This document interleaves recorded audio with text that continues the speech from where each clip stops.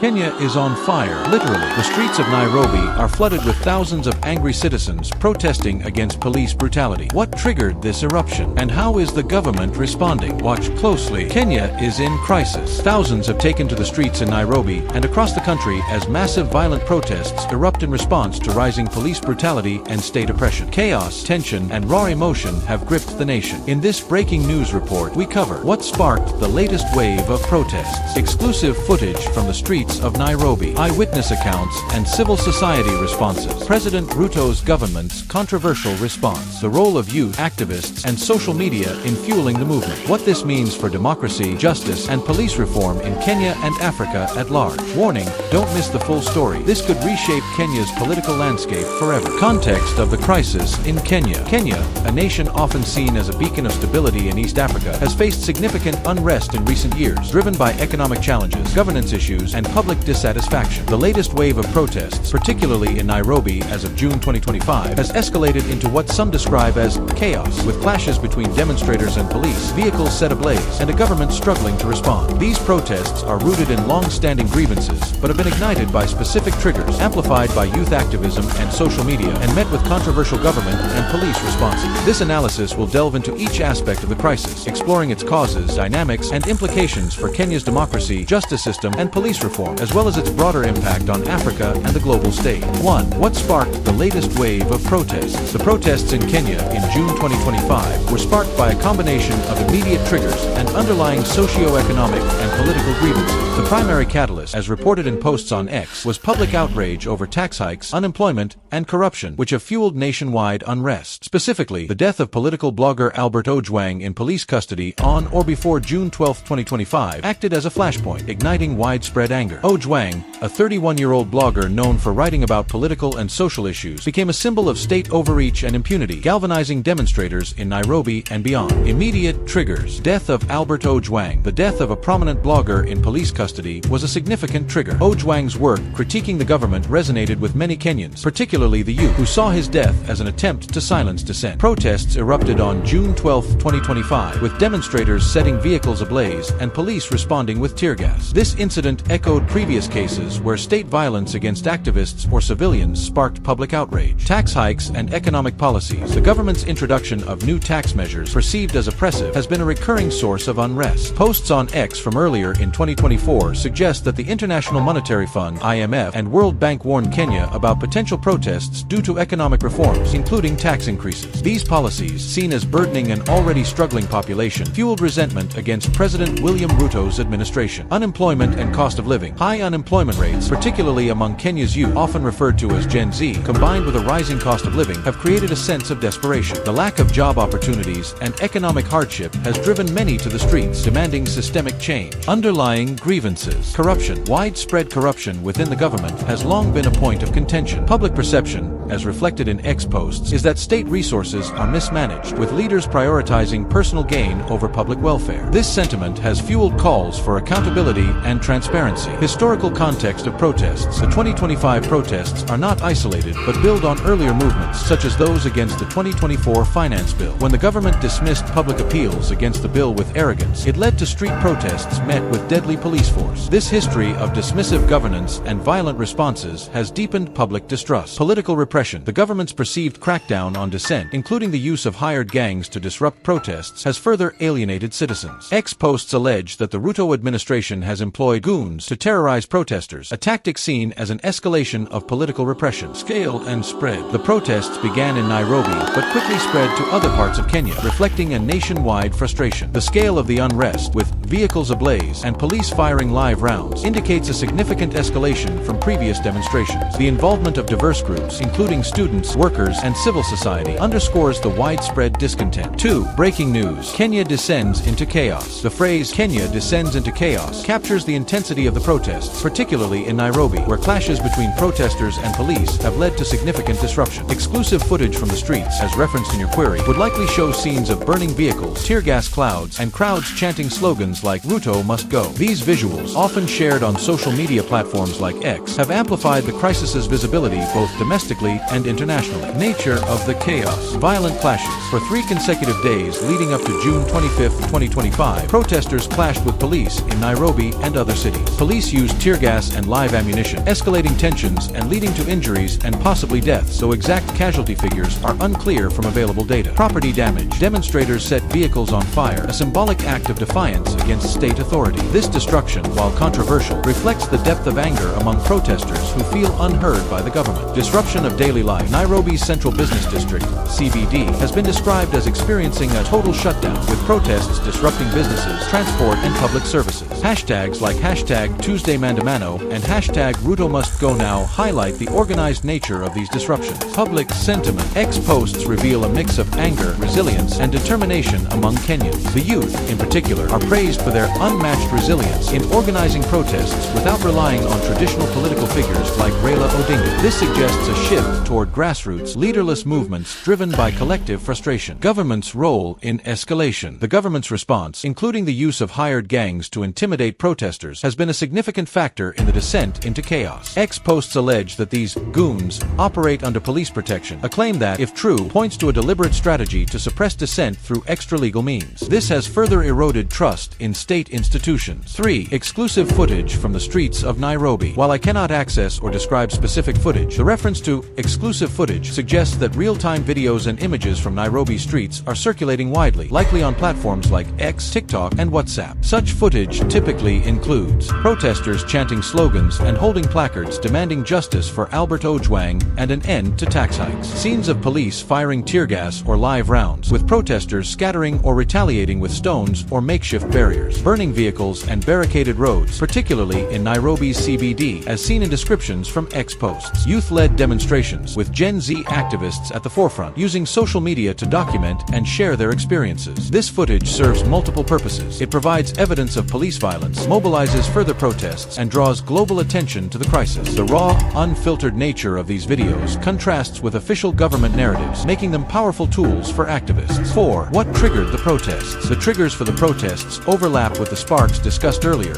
but can be broken down into specific events and broader systemic issues. Immediate event. The death of Albert Ojwang in police custody was the immediate trigger, resonating with a public already frustrated by state violence and impunity. Economic policies. The government's tax hikes, seen as exacerbating economic hardship, were a major driver. These policies are part of broader IMF-backed reforms, which have been criticized for prioritizing fiscal targets over public welfare. Systemic issues, corruption, unemployment, and political repression form the backdrop. The government's dismissive attitude, as seen in the 2024 finance bill protests, Tutapitisha Bila Kubalilisha Hata Kama, has created a cycle of distrust and resistance. The combination of a specific incident, Ojwang's death, with ongoing grievances created a perfect storm, leading to widespread protests. 5. Eyewitness accounts and civil society responses. Eyewitness accounts, likely shared through social media and interviews, paint a vivid picture of the protests. Protesters' perspectives. Demonstrators describe a sense of betrayal by the government, with many citing Ojwang's death as evidence of state brutality. Youth activists, in particular, express frustration at economic stagnation and lack of opportunities. Civil society. Organizations like Transparency International and local human rights groups have likely condemned the police response and called for accountability. While specific responses from June 2025 are not detailed in the provided data, the global recognition of whistleblowers on World Whistleblower Day, June 23, 2025, suggests that civil society is actively advocating for transparency and justice in similar contexts. Community leaders. Figures like Boniface Mwangi, a prominent activist, have used platforms like X to highlight government complicity in hiring gangs to disrupt protests, amplifying eyewitness accounts of state-sponsored violence. Civil society has played a critical role in documenting abuses, providing legal support to arrested protesters, and pushing for reforms to address systemic issues. 6. On the ground. Raw footage from Nairobi. As with exclusive footage, raw footage from Nairobi would likely show protesters marching through Moi Avenue and other key areas, with hashtags like #StopKillingUs and #FufuICC trending on X. Police in riot gear deploying tear gas and live ammunition, with reports of blood and brains spattered from earlier protests indicating the lethality of the response. Community resilience, with Gen Z leading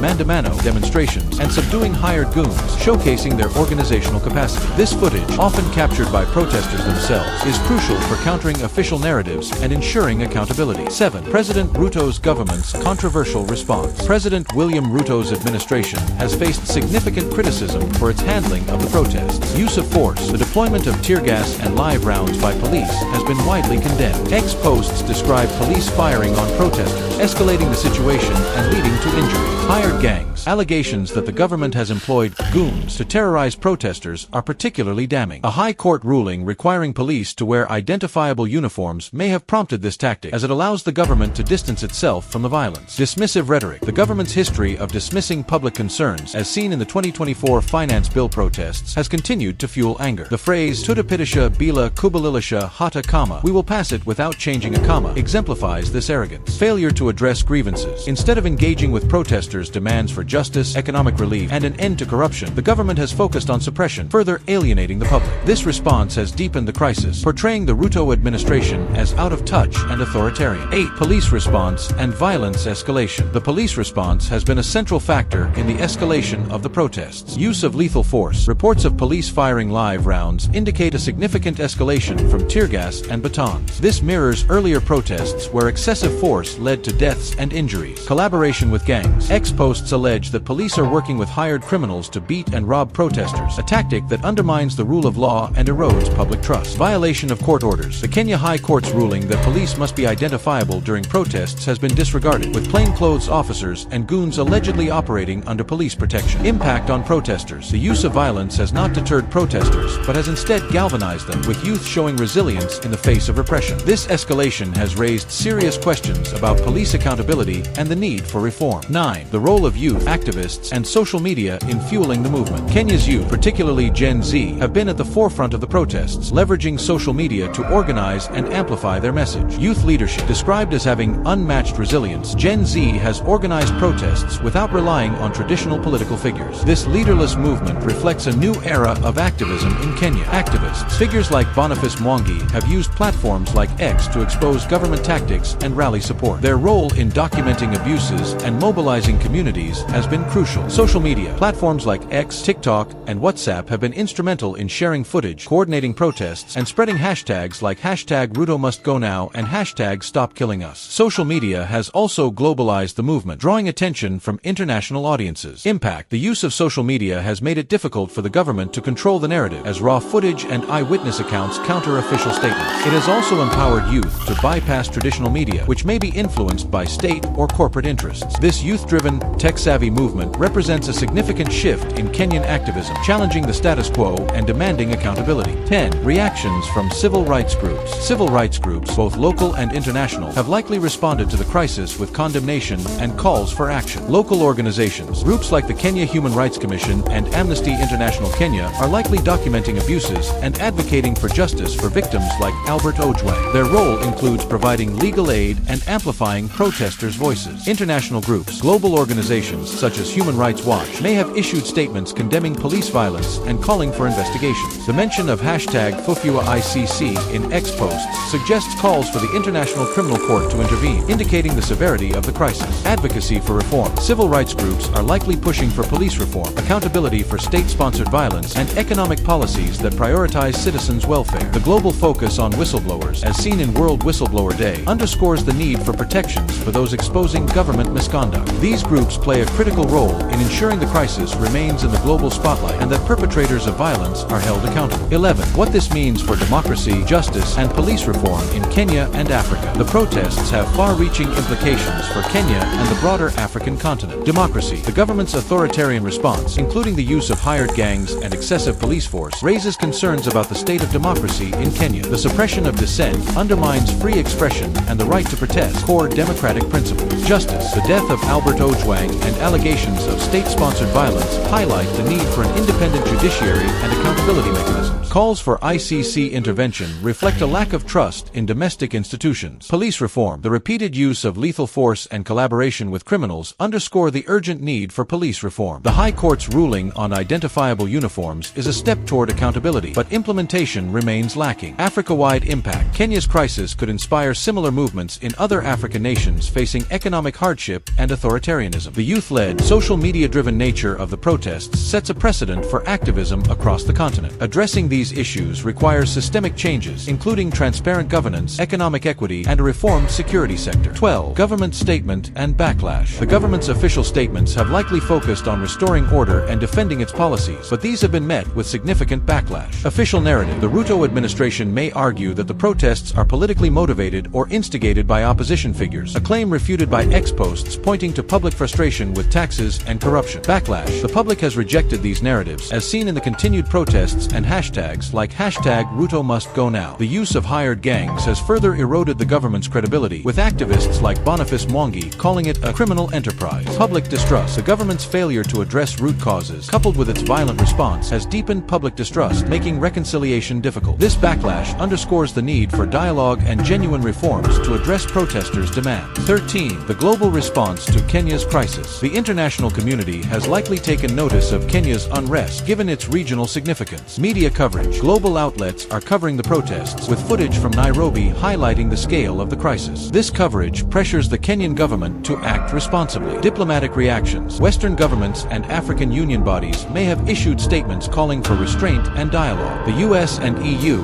in particular, often comment on human rights abuses in allied nations like Kenya. Civil society and diaspora. Kenyan diaspora communities and global human rights groups are amplifying the crisis, with calls for sanctions or ICC investigations. The #FufuaICC hashtag suggests international legal action is a topic of discussion. Whistleblower context. The global recognition of whistleblowers on June 23, 2025 highlights the importance of protecting those exposing government misconduct, a relevant issue in Kenya's context. The global response could influence Kenya's government to moderate its approach, though domestic pressures remain the primary driver. 14. Conclusion. What happens next? The future of Kenya's crisis depends on several factors. Government response. If the Ruto administration engages in dialogue and addresses economic and justice demands, tensions could de-escalate. However, continued repression risks further chaos. Protester resilience. The youth's ability to sustain protests, as seen in their unmatched resilience, suggests the movement will persist unless grievances are addressed. International pressure. Global attention could push for reforms, but Kenya's sovereignty and regional influence may limit external impact. Long-term reforms. The crisis underscores the need for systemic changes, including police reform, anti-corruption measures, and economic policies that prioritize youth employment and affordability. The protests represent a critical juncture for Kenya, with the potential to reshape its democratic and social landscape.